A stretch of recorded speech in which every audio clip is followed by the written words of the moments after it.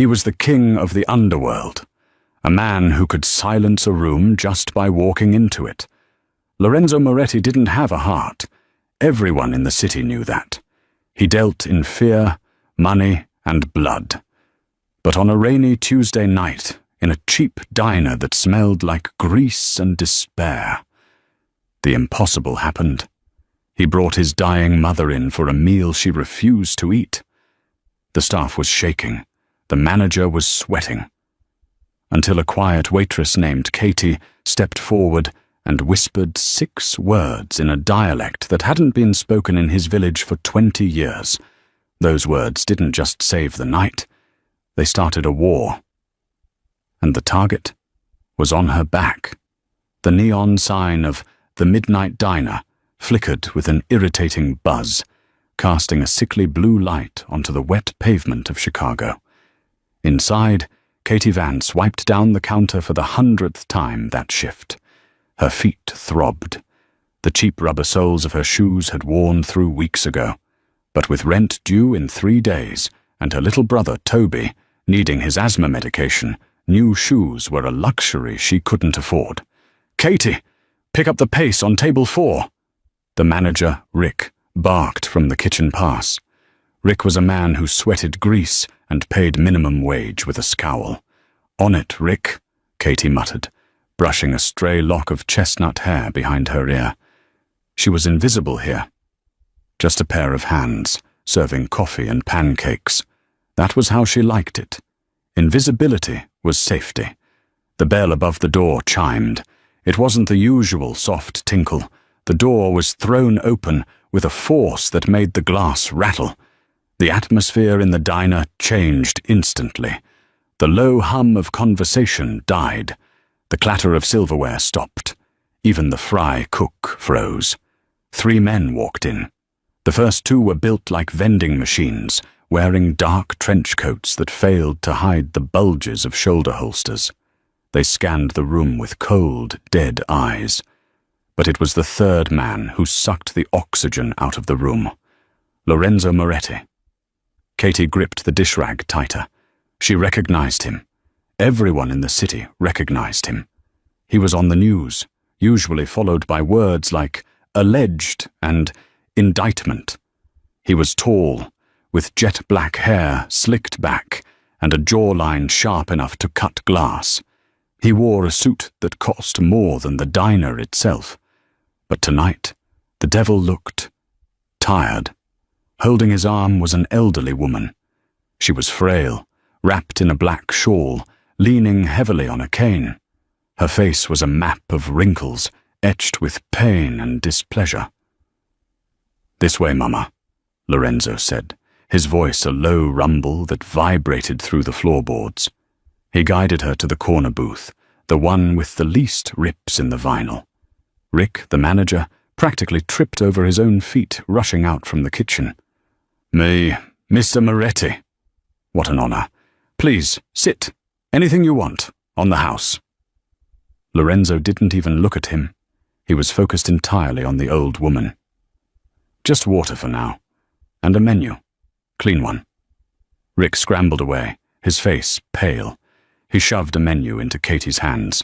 "You take them. Don't mess this up, Katie. If you spill coffee on that suit, we're all dead."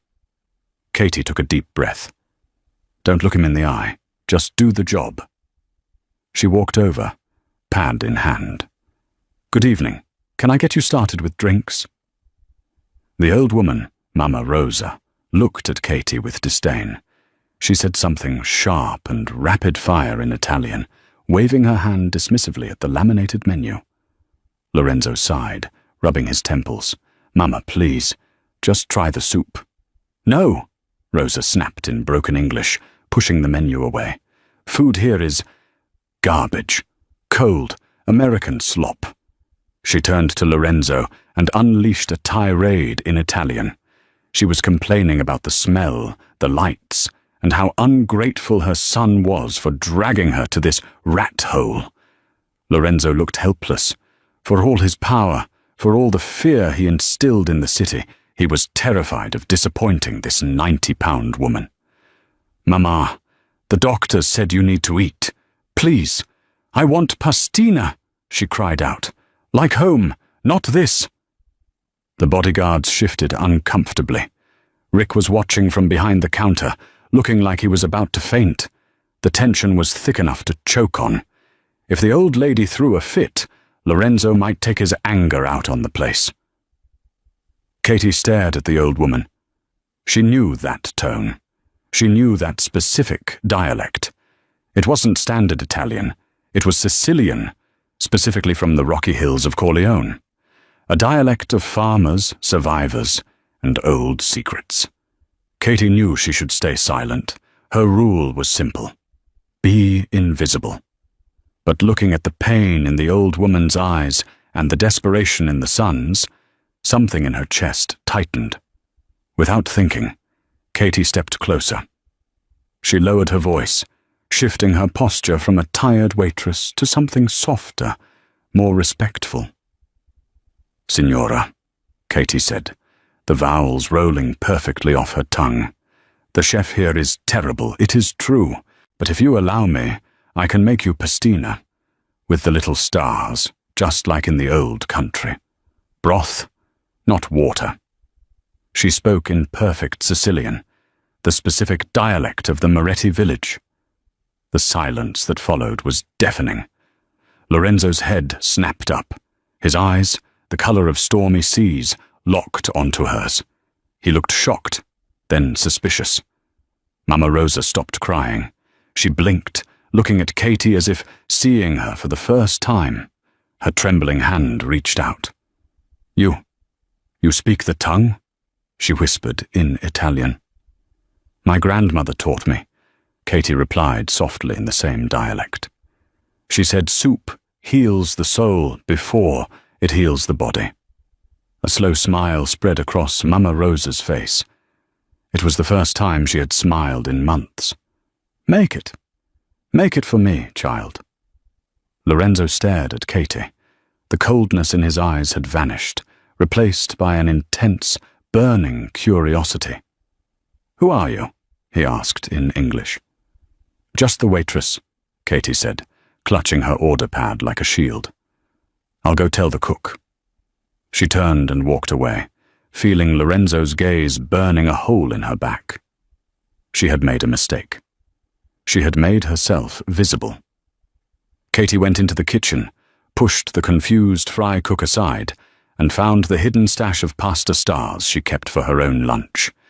She made the broth herself, seasoning it carefully, ignoring Rick's frantic questions. When she brought the steaming bowl out, the diner was silent. She placed it in front of Mama Rosa.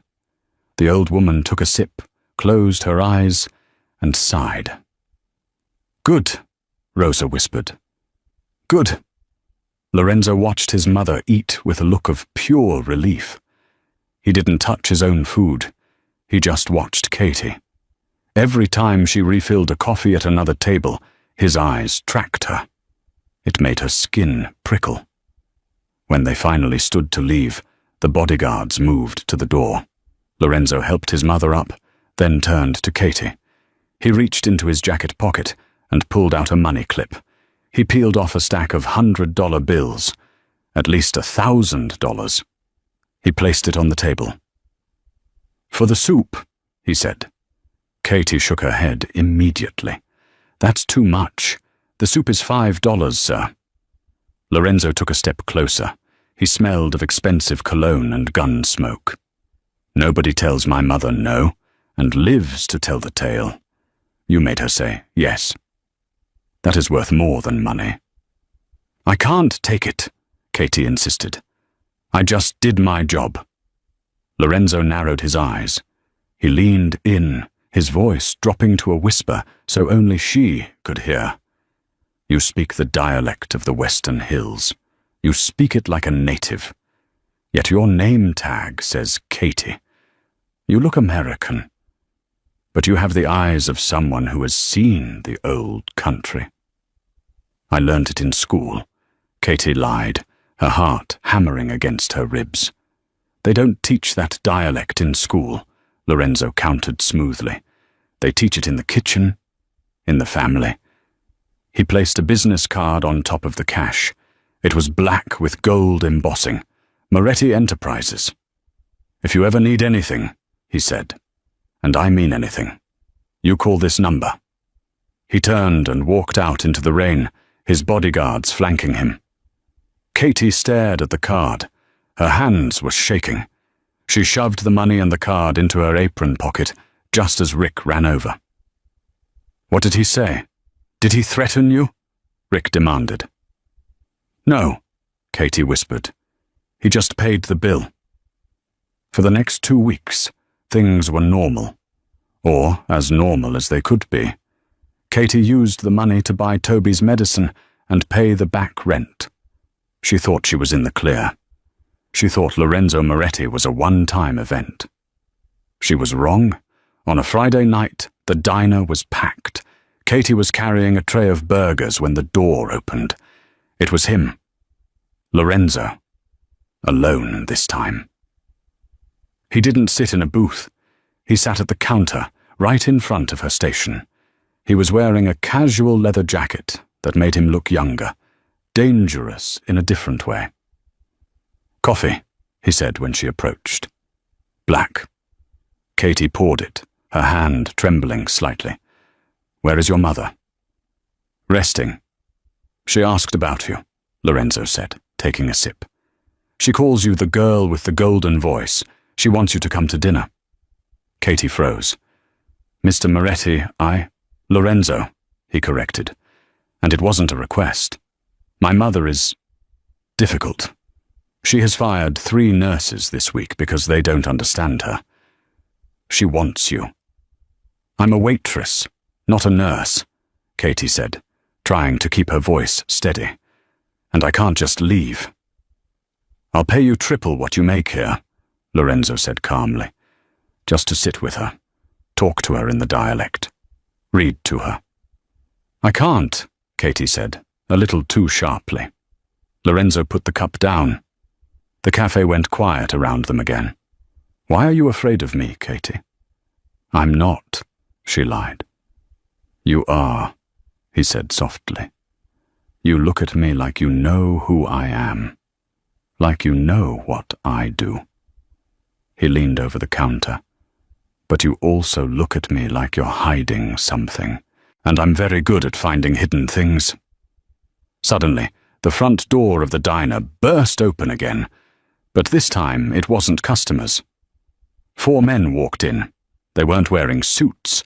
They were wearing leather vests with a patch on the back. The Vipers. A biker gang. Low-level thugs, but violent. They were drunk, loud, and looking for trouble. They knocked over a chair and shoved a customer aside. Rick, the manager, cowered behind the register. The leader of the bikers, a giant man with a scarred face, slammed his hand on the counter next to Lorenzo, ignoring him completely. He looked at Katie. "Hey, sweetheart," the biker grunted, his breath smelling of cheap beer. "You look pretty. Why don't you come out back with us? We need some service." Katie backed away. "Please leave." "Don't be shy," the biker sneered, reaching over the counter to grab her wrist. Katie gasped, pulling back, but his grip was like iron. "Let go of her," a voice said. It was calm, almost bored. The biker turned to look at the man sitting next to him. He looked at Lorenzo's expensive haircut, the lack of tattoos visible. He laughed. "Or what, pretty boy? You gonna call the cops?" Lorenzo didn't stand up. He didn't even look at the biker. He just swirled his coffee. "I don't call cops," Lorenzo said. "Let her go." The biker laughed and pulled a knife from his belt, jamming it into the counter inches from Lorenzo's hand. "Walk away, rich boy, before I cut that pretty face." Lorenzo finally looked at him, and in that moment the entire diner felt the temperature drop 20 degrees. "You just made the last mistake of your life," Lorenzo whispered. The violence happened so fast that Katie barely registered it. One moment, the biker was sneering. The next, Lorenzo had moved with the speed of a striking cobra. He grabbed the biker's wrist, the one holding the knife, and twisted it with a sickening crack. The biker screamed, dropping the knife. Before the sound even left his throat, Lorenzo had slammed the man's face into the countertop. Thud. The other 3 bikers roared and charged. Katie screamed, "Look out!" Lorenzo stood up, spinning on his heel. He wasn't brawling, he was dismantling them. He dodged a heavy punch, landed 2 precision strikes to a biker's ribs, and sent him crashing into a table. The 3rd man swung a chain. Lorenzo caught it, yanked the man forward, and delivered a knee to the gut that folded him in half. It took less than 20 seconds. 4 bikers lay groaning on the floor. Lorenzo stood in the middle of the chaos, barely breathing hard. He adjusted his leather jacket, then picked up his napkin and wiped a speck of blood off his knuckles. He looked at Katie. Her eyes were wide, her chest heaving. She was terrified, but not of the bikers. She was terrified of him. "I hate interruptions," Lorenzo muttered. He reached into his pocket, pulled out a wad of cash, and threw it at the trembling manager. "Rick, for the damages. And for the inconvenience." He turned back to Katie. "As I was saying, my mother expects you for dinner tomorrow. My driver will pick you up at 7. Katie stammered. "You just broke their bones." "They touched you," Lorenzo said simply. The intensity in his voice took her breath away. "Nobody touches what is mine." Katie's heart stopped. "What is mine?" "I'm not yours," she whispered. Lorenzo stepped closer, leaning over the counter until his face was inches from hers. "Not yet. But you have a secret, Katie. I saw it in your eyes when I fought them. You didn't flinch at the violence. You assessed it. You watched my technique." He smiled, a dangerous, wolfish grin. "You aren't just a waitress, and I'm going to find out exactly who you are. 7 p.m., don't be late." He turned and walked out into the night, stepping over the moaning biker on the floor. Katie watched him go, her legs giving out. She sank to the floor behind the counter. She pulled her phone out of her pocket with shaking hands. She dialed a number she hadn't called in 3 years. "Hello?" A distorted voice answered on the other end. "Uncle Tony," Katie whispered, tears stinging her eyes. "I have a problem. Lorenzo Moretti found me." "Did he recognize you?" The voice hissed urgently. "No," Katie said. "Not yet. But he's looking. And he likes me." "Listen to me carefully, Sophia," the voice said, using her real name. "You have to run. If Moretti finds out you are the daughter of the man who betrayed his father, he won't date you. He will kill you." "I can't run," Katie sobbed. "Toby is sick. He's in the hospital program here. If we leave, he loses the treatment. He'll die." "Then you have to play the game," Uncle Tony said darkly. "Get close to him. Make him trust you. Make him fall in love with you. It is the only shield you have. Because if his rival, Marco Vetti, finds out you're in town before Lorenzo does, you're dead anyway." Katie hung up the phone. She looked at the business card Lorenzo had left the first night. Moretti Enterprises. She wasn't just a waitress anymore. She was a spy in the house of the devil. And the scariest part wasn't that he might kill her. The scariest part was the way her heart had raced when he said, "Nobody touches what is mine." The car that picked Katie up was not a taxi. It was a Rolls-Royce Phantom, black as midnight, with tinted windows that turned the world outside into a grey blur. The driver, a man with a neck as thick as a tree trunk named Dante, didn't say a word. He just opened the door and waited. Katie sat in the back, her hands clasped tightly in her lap to stop them from shaking. She was wearing a simple navy dress she had bought from a thrift store that morning, modest, respectful. She had pinned her hair back, trying to look like Katie the waitress, not Sophia, daughter of the traitor. Every mile they drove away from the city, and toward the wealthy estates of Lake Forest. The knot in her stomach tightened. She was driving into the heart of the beast. The Moretti estate was a fortress. Iron gates, 12 feet high, swung open slowly. Cameras tracked the vehicle's every move. As the car pulled up the winding driveway, Katie saw armed guards patrolling the perimeter with German shepherds. This wasn't a home, it was a compound. Dante opened the door. "Mr. Moretti is in the library. He said to bring you there first." Katie nodded, her throat too dry to speak. She followed Dante through the massive oak double doors. The house smelled of lemon polish, old wood, and money. It was silent, cavernous, and intimidating. They reached a set of mahogany doors. Dante knocked once, then pushed them open. The library was 2 stories high, filled with books that looked like they hadn't been touched in a century. A fire crackled in a massive stone hearth. Standing by the fireplace, swirling a glass of amber liquid, was Lorenzo. He looked different than he did in the diner. He wasn't wearing a suit jacket, just a white dress shirt with the top buttons undone and the sleeves rolled up, revealing tanned forearms marked with faint, jagged scars. He looked less like a king and more like a warrior at rest. "You came," Lorenzo said, turning to face her. The firelight danced in his eyes. "I didn't think I had a choice," Katie replied, her voice echoing slightly in the large room. Lorenzo smirked, walking toward her. "There's always a choice, Katie. But I'm glad you made the right one." He stopped 2 feet away from her. The air between them crackled with static electricity. "My mother is upstairs getting ready. She is excited. She hasn't been excited about anything since my father died." "I'm just here to help," Katie said, avoiding his gaze. She looked at the bookshelves. "You have a lot of history here." "We keep our history close," Lorenzo said, his voice dropping an octave, "so we don't repeat the mistakes of the past." Katie froze. Was that a test? Lorenzo took another step.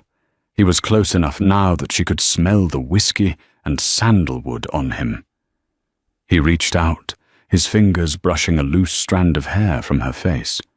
His touch was incredibly gentle, at odds with the violence she had seen him inflict the night before. "You are trembling," he whispered. "I'm intimidated," she admitted. That part wasn't a lie. "Good," Lorenzo said, his eyes searching hers. "Fear keeps you sharp. But you don't need to fear me tonight. Tonight you are a guest, a friend of the family." He offered her his arm. "Shall we? Mama Rosa is waiting." Dinner was served in a dining room that could seat 30 people, but the table was set for only 3. Mama Rosa sat at the head, looking frail but alert. When she saw Katie, her face lit up. "Katie, come sit next to me," Rosa cried out in the Sicilian dialect. Katie smiled, the language acting as a bridge, allowing her to slip into the persona she needed. "Good evening, Signora. You look beautiful tonight." For the next 2 hours, Katie performed the greatest acting role of her life. She spoke with Rosa about the hills of Corleone, about recipes for arancini, about the old saints and the festivals. She made up stories about a grandmother she never had, weaving details from her actual childhood, details she had learned from her own father before he turned traitor, into a tapestry of lies. Lorenzo sat opposite them, eating silently. He watched Katie with the intensity of a predator studying prey. He listened to every vowel, every inflection. "You know," Lorenzo said suddenly, switching to English, cutting through the warm atmosphere. "It is strange." Katie looked up, her fork halfway to her mouth. "What is?" "My father had a lieutenant," Lorenzo said, swirling his wine. "A man named Carlo. He was from the same village as my mother. He spoke the dialect just like you do, with that specific lilt on the R's." Katie's heart hammered against her ribs. Carlo. That was her father. It's a common dialect in that region, Katie said, keeping her voice steady, though her palms were sweating. Is it? Lorenzo leaned forward. Carlo betrayed us. He stole $5 million and sold our roots to the Russians. He disappeared 10 years ago. They say he had a family, a daughter. The room went deadly silent. Even Mama Rosa stopped eating, sensing the shift in the air. Katie forced herself to look Lorenzo in the eye. This was the moment. If she flinched, she was dead. I don't know who Carlo is, Katie said coldly. My father was a baker in Ohio. He died of a heart attack when I was 12. I learned the language from my nonna, who never left her kitchen. If you are accusing me of something, Mr. Moretti, say it. Otherwise, let me eat my risotto. Lorenzo stared at her. The seconds stretched out like hours. He was looking for a tick, a blink, a sign of deception. Then, slowly, a smile spread across his face. It wasn't a scary smile. It was impressed. A baker, Lorenzo chuckled. I like bread. My apologies, Katie. Paranoia is an occupational hazard. He raised his glass. To the baker. Katie raised her glass, her hand steady, only by sheer force of will. To the baker. She had survived the first test, but as she drank the wine, she knew it was only the beginning. Lorenzo wasn't convinced. He was just intrigued. After dinner, Mama Rosa grabbed Katie's hand. You will come back? Tomorrow? Katie looked at Lorenzo. He was leaning against the doorframe, arms crossed, watching her. I work at the diner, Signora, Katie said. I bought the diner, Lorenzo said, casually.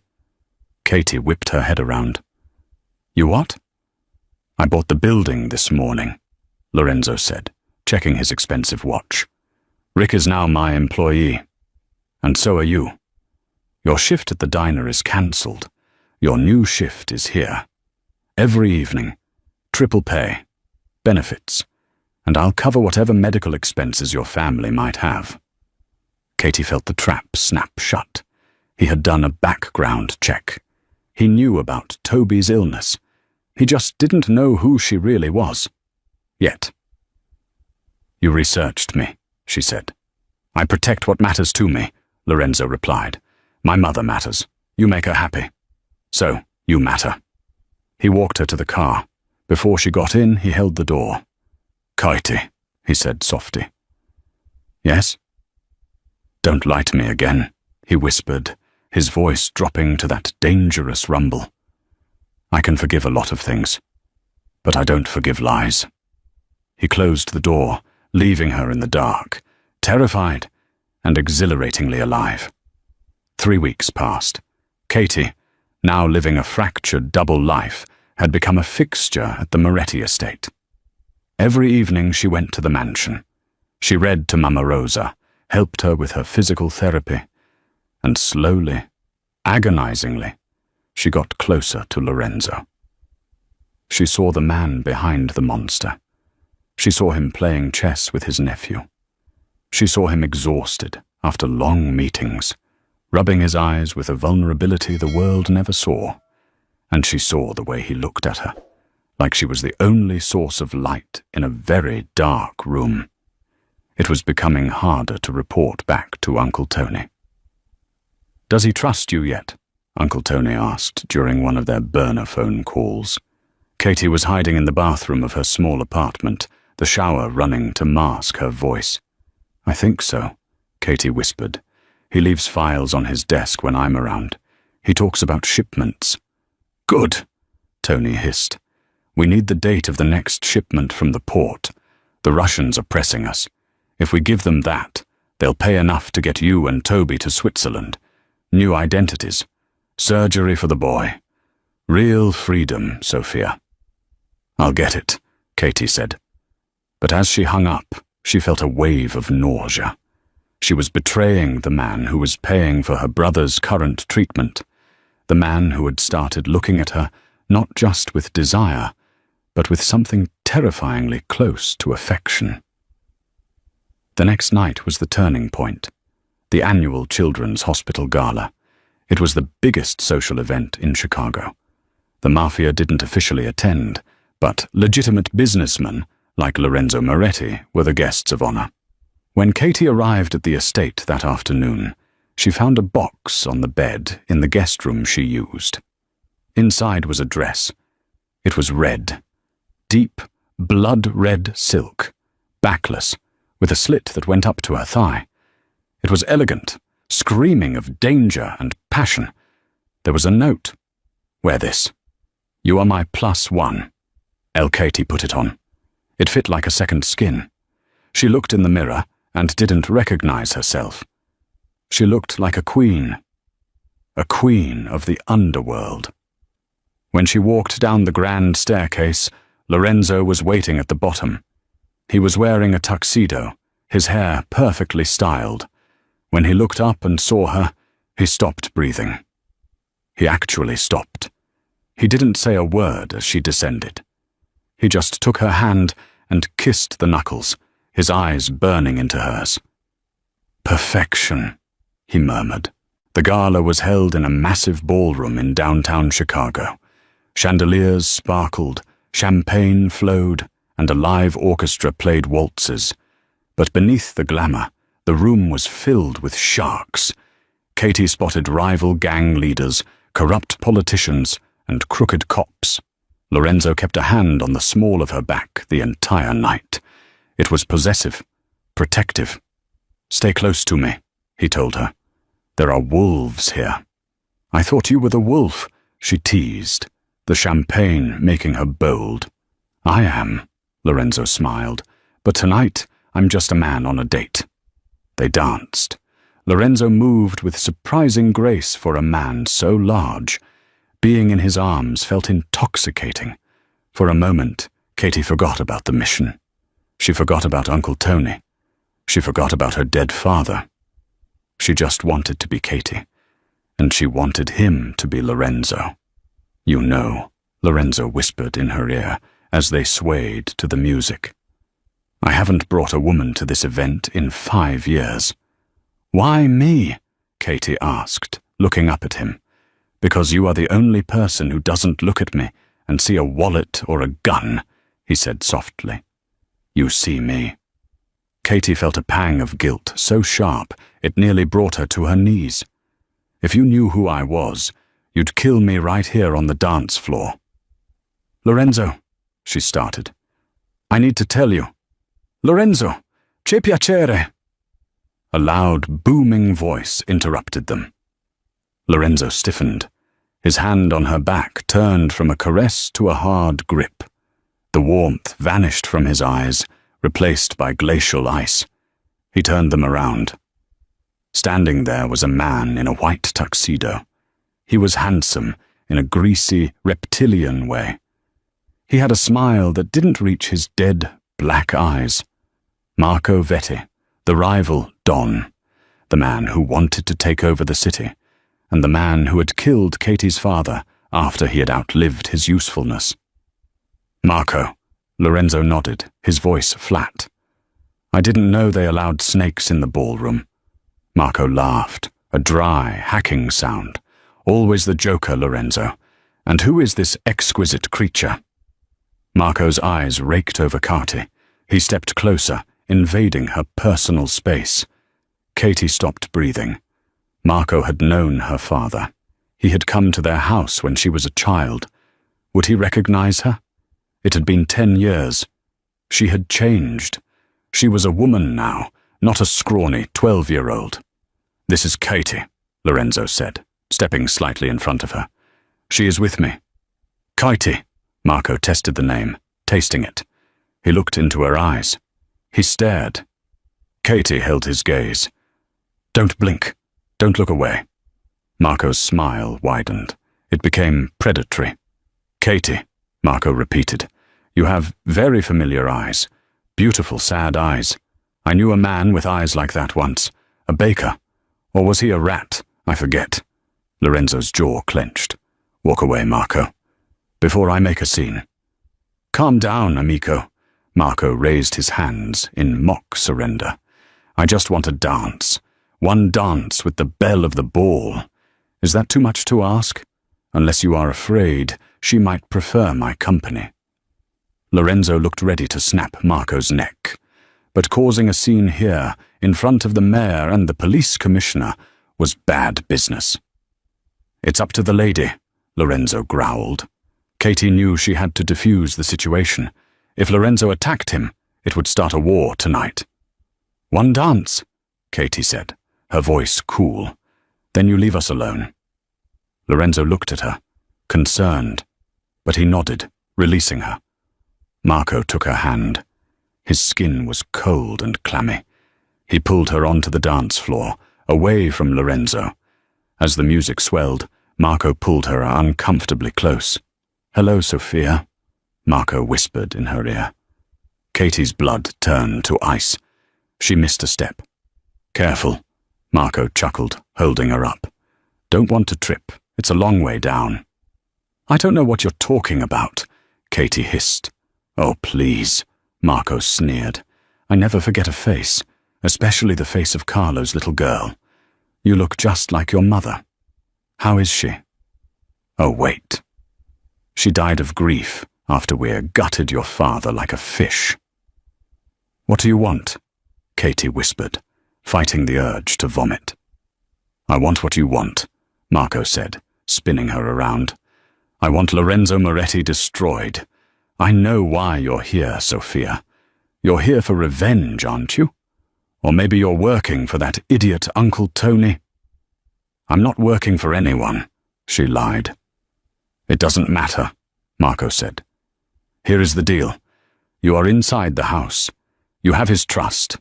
I want the location of the safe house where he keeps the ledger, the real ledger. All his accounts." "I don't know where it is," Katie said. "Find it," Marco hissed. "You have 48 hours. Bring me the location, or I go to Lorenzo. I tell him his sweet little Katie is actually Sophia Rossi, daughter of the rat Carlo. And I tell him you've been spying on him for weeks." He pulled back to look at her face, enjoying her terror. "He loves you, doesn't he?" "I saw it in his eyes," Marco mocked. "Imagine how much he'll hate you when he finds out the truth. He won't just kill you, Sophia. He'll kill your brother too. I know about the boy. Toby, right? Asthma." Katie felt a murderous rage bubble up inside her. "If you touch him, then get me the ledger," Marco snapped. "Friday night, midnight, behind the old shipyard. Bring the location, or I send Lorenzo a picture of you and your daddy." The music ended. Marco bowed theatrically. "Thank you for the dance, Katie," he said, loud enough for Lorenzo to hear as he approached. Marco walked away, disappearing into the crowd. Lorenzo was at her side instantly. "What did he say to you? You're pale." Katie looked at Lorenzo. He looked concerned, protective. He was ready to burn the world down for her, and she had to betray him to save her brother. He threatened to hurt your business," Katie lied, her voice trembling. Lorenzo wrapped his arm around her, pulling her tight against his chest. "He can't touch us. As long as you are with me, you are untouchable. I promise you." Katie buried her face in his jacket, smelling his scent. Tears leaked from her eyes, soaking into his expensive tuxedo. "I know," she whispered. But she knew he was wrong. She wasn't untouchable. She was a ticking time bomb, and the timer had just started counting down. The drive back from the gala was suffocatingly quiet. Lorenzo held Katie's hand the entire way, his thumb tracing soothing circles on her palm, unaware that her heart was beating out a rhythm of pure panic. 48 hours. Find the ledger. Or Toby dies. When they arrived at the estate, the house was dark. The staff had retired. "Stay with me tonight," Lorenzo said, standing at the door to her guest room. He didn't mean it explicitly. He meant he didn't want to be alone. The encounter with Marco had rattled him more than he showed. I can't, Kati stammered. I have a headache. The champagne. Lorenzo nodded, looking disappointed, but respectful. He kissed her forehead. Rest, Katie. I have work to do in the study anyway. I'll see you in the morning. He walked away down the hall. Katie watched him go, a tear slipping down her cheek. She waited 10 minutes, then 20. Then she took off her heels, barefoot in the expensive red dress, and crept into the hallway. She knew where the study was. She knew Lorenzo kept the real work hidden behind a painting of the Roman Colosseum. She had seen him glancing at it. She reached the study door. It was cracked open slightly. She peeked inside. Lorenzo was slumped in his leather chair, a glass of whiskey in his hand, staring at the fire. He looked burdened, heavy with the weight of his empire. After a moment, he finished the drink, stood up, and left the room through the side door that led to his private quarters. This was her chance. Katie slipped inside.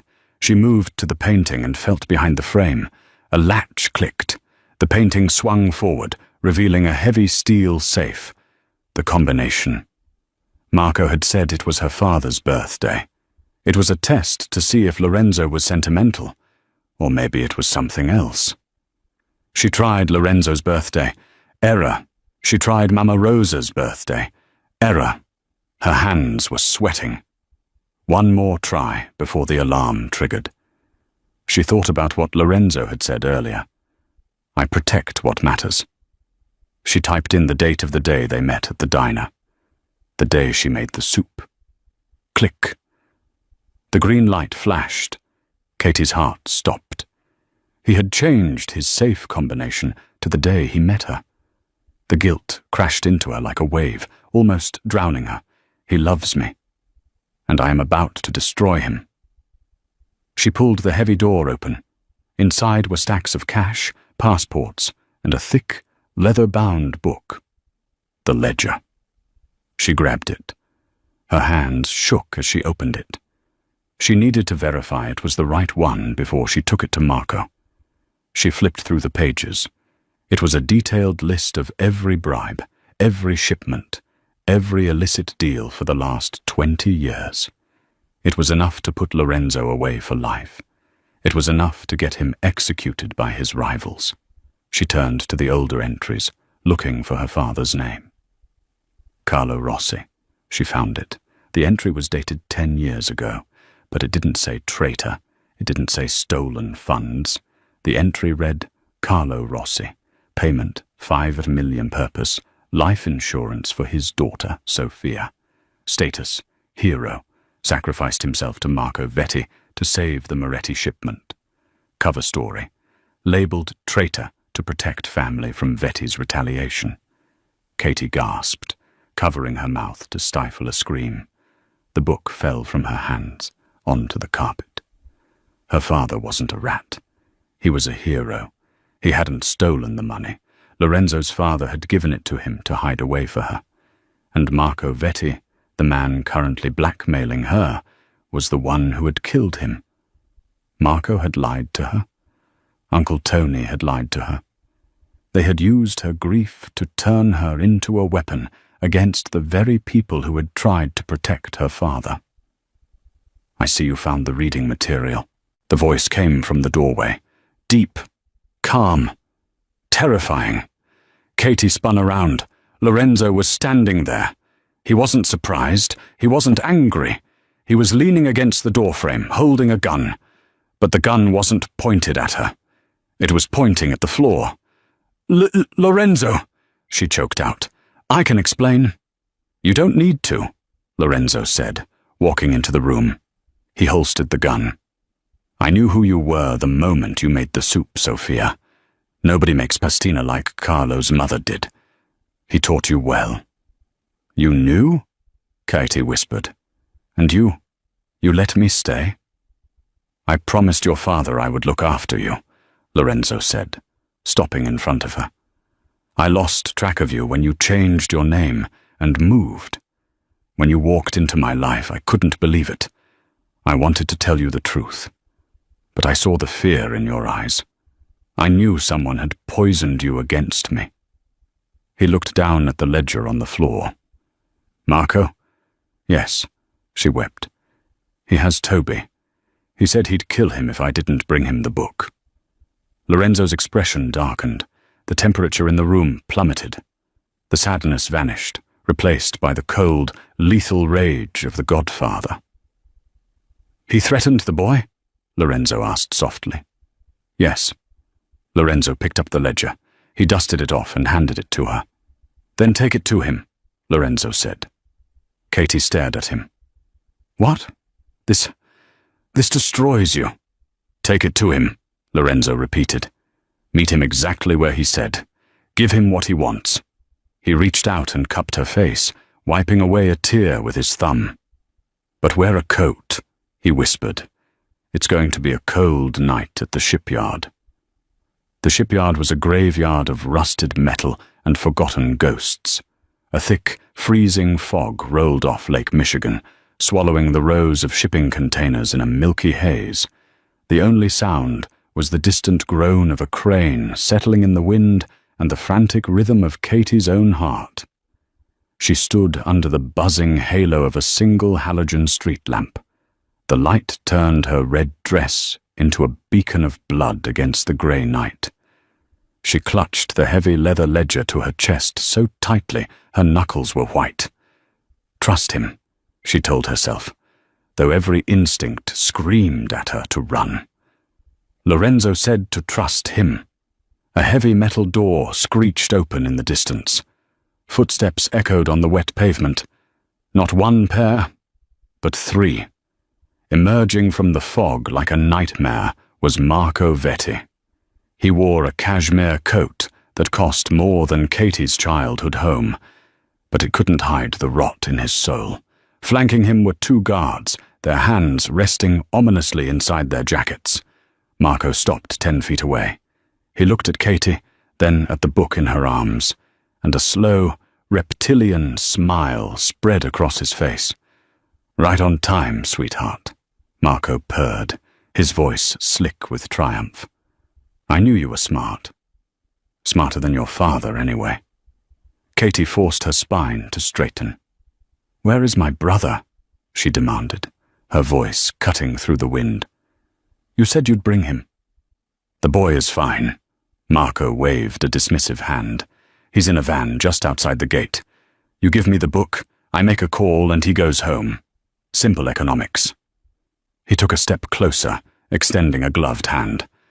"Now, give it to me. I've waited 10 years to see the inside of that book."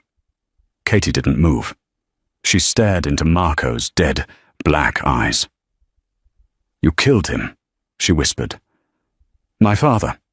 You told me he was a traitor, but you killed him because he wouldn't betray the Morettis." Marco laughed, a dry, hacking sound that grated on her nerves. "Does it matter? History is written by the winners, Sophia.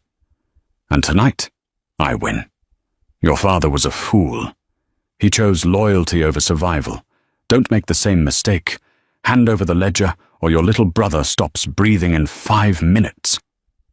The threat hung in the air, heavy and suffocating. Katie took a deep breath. She thought of Lorenzo's eyes in the library. "Take it to him." She stepped forward and shoved the heavy book into Marco's chest. "Take it," she spat, "and go to hell." Marco grabbed the ledger with greedy hands. He practically drooled as he unlatched the cover. He flipped through the pages, his eyes darting across the rows of numbers, names, and accounts. "Yes," Marco hissed, his face lit by the halogen lamp. "The judges, the union leaders, the offshore accounts, it's all here. With this, I don't just destroy Lorenzo. I become the king of Chicago."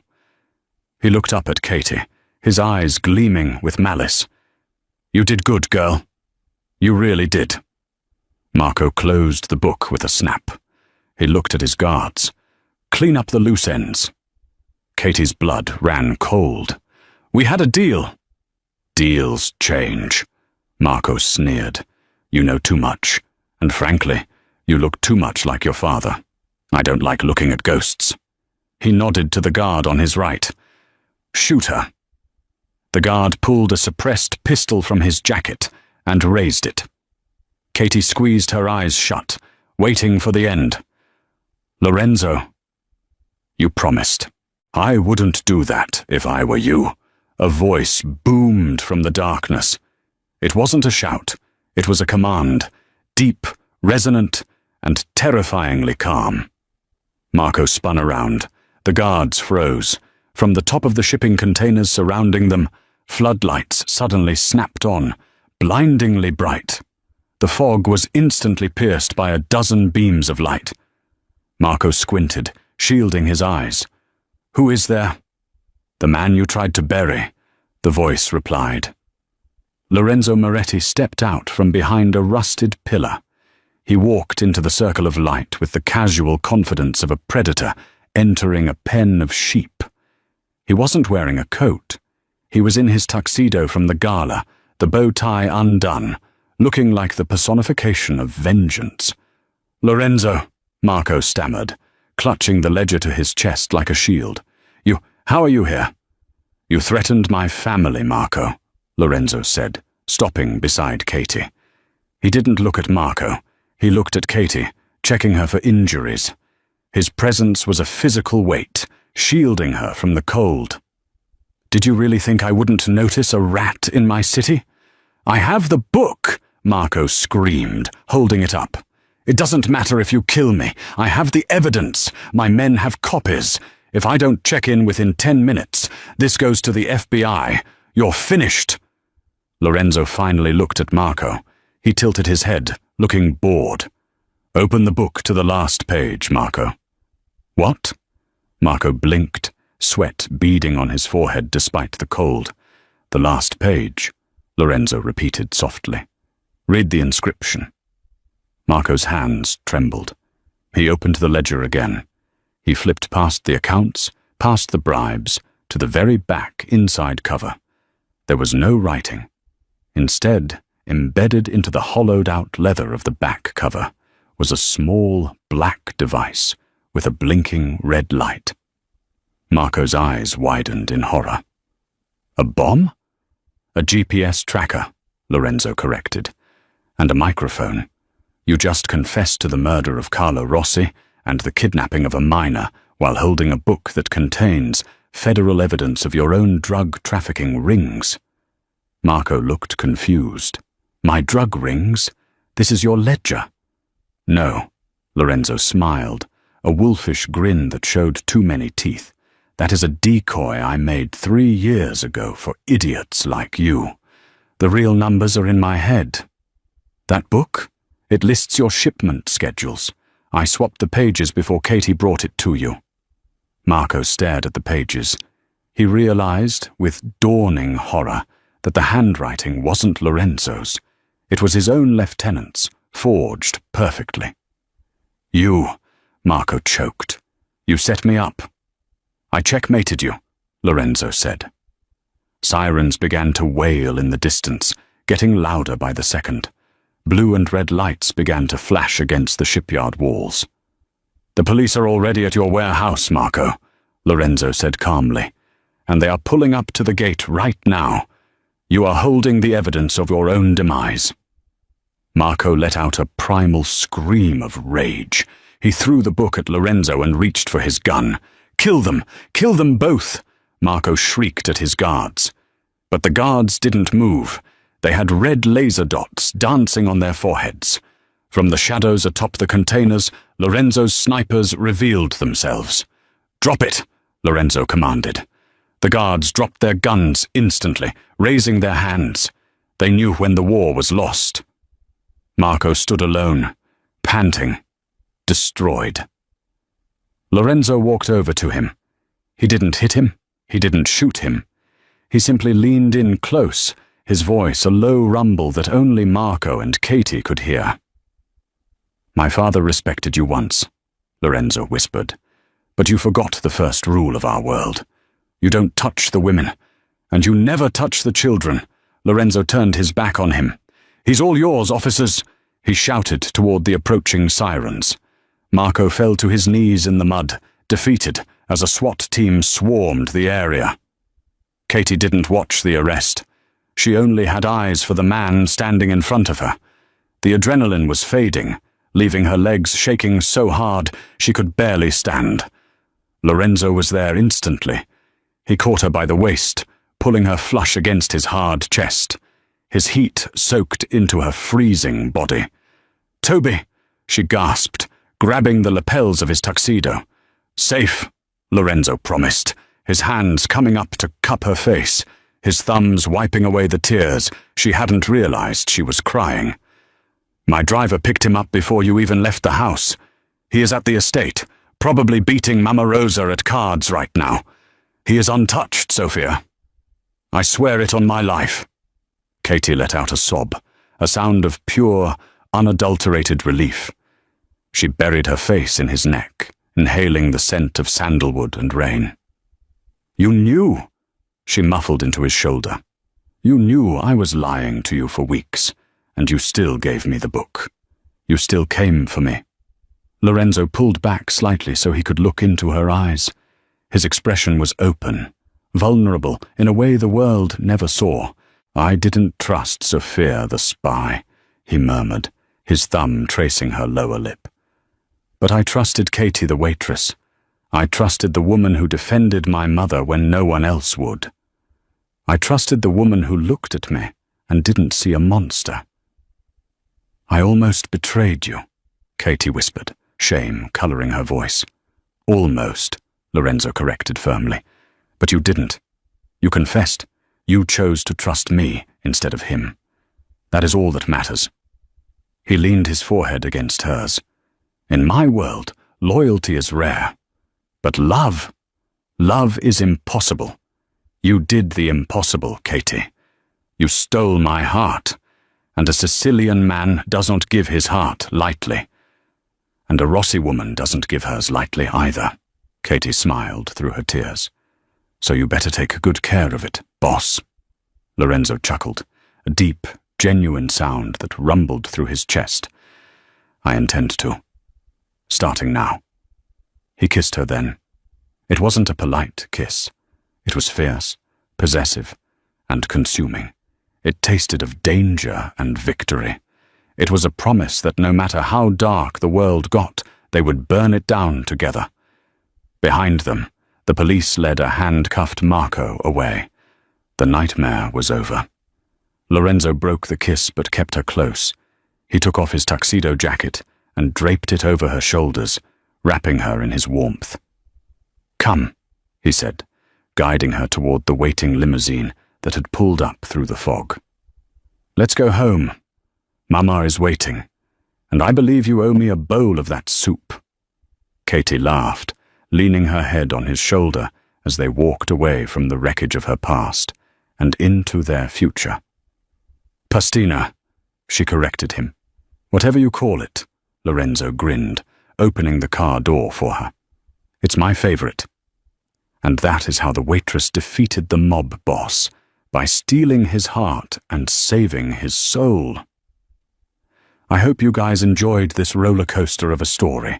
It proves that sometimes the strongest weapon isn't a gun, it's the truth. And maybe a good bowl of soup. If you loved the twist about Katie's father, hit the like button now. And don't forget to subscribe and turn on notifications, because next week we are dropping a story about a hidden billionaire who gets rejected by his crush on prom night, only to return 10 years later as her boss. You do not want to miss it. Thanks for watching.